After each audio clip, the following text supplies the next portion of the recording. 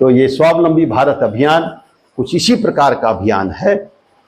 हाँ, इतना हमें जरूर पता है कि हमारे पास विश्व का सबसे बड़ा बाजार है और उस बाजार को मांग को पूरा करने के लिए हमारे पास 200 करोड़ हाथ हैं। उन फैक्ट्रियों में पैसा लगाने के लिए हमें किसी विदेशी निवेश पर निर्भर रहने की आवश्यकता नहीं है, क्योंकि 2022-23 में कितना विदेशी निवेश आया?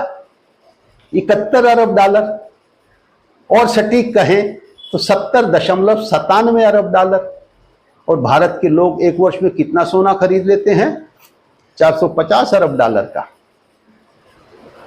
भारत के लोग एक वर्ष में कितनी बचत कर लेते हैं? बचत हमारे जीन्स में है, हमारी लोकोक्तियों में लिखा है, तेते पांव पसारिए लेती लांबी सोड़, आमदनी अठन्नी खर्चा रुपया नतीजा ठन ठन गोपाल। तो हमारी जेनेटिक क्वालिटी है, हम बचत करते हैं।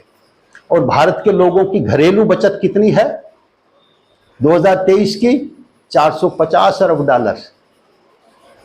भारत के लोग बाहर जाते हैं, अमेरिका में, कनाडा में, लगभग 3 करोड़ इंडियन डायस्पोरा है जो हमारे युवा विदेशों में गए हैं, वहां कमाते हैं, पैसा यहां बेचते हैं। कितना बेचते हैं? 100 अरब डॉलर। तो भारत की एक वर्ष में 450 अरब डॉलर की घरेलू बचत है। 450 अरब डॉलर का भारत के लोग सोना खरीद लेते हैं। 100 अरब डॉलर विदेशों में बैठे भारतीय भारत में भेज देते हैं, 1000 अरब डॉलर। और पिछले वर्ष एफडीआई कितना आया? 70.97 अरब डॉलर। तो हमारे पास पर्याप्त पूंजी है, हमारे पास 200 करोड़ हाथ हैं, हमारे पास विश्व का सबसे बड़ा बाजार है, हम विश्व का सबसे बड़ा युवा देश हैं, और ये अवसर हमारे पास 2042 तक है, जिसको प्रधानमंत्री जी ने अमृत काल कहा है, हम इसे स्वर्ण काल कहते हैं।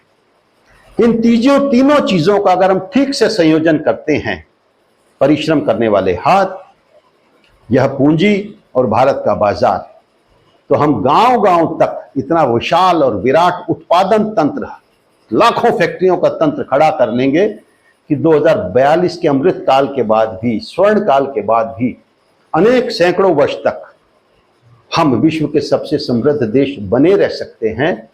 और अतीत में ऐसा ही था। 1750 वर्षों तक, आज हम 2023 में हैं, 1750 वर्षों तक हम विश्व के पहले या दूसरे नंबर के सर्वाधिक समृद्ध, विश्व जीडीपी में सर्वाधिक हिस्सा रखने वाले देश रहे थे। उसी रास्ते पर दोबारा आना है।